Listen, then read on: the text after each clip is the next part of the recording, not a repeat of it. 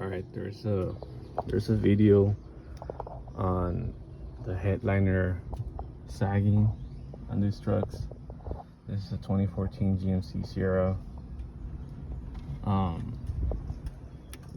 heard the screws running around up there and I couldn't figure out what it was until I took this thing off.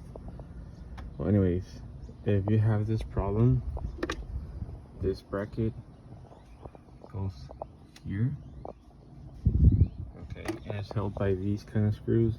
I know that in previous videos they're asking what size are they. I really have no idea, but this is what they look like, and they go in those two up there. So this is gonna sit like this, and then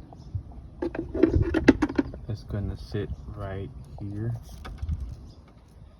and then this is where these little things screw onto. Just remember, when you're taking it off, you need to take these off.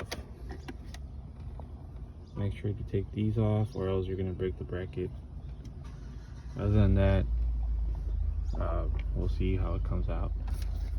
It was sagging from this side only. It's kind of like this, not that much, right? But it was sagging, so we'll see how it turns out after I put it back in.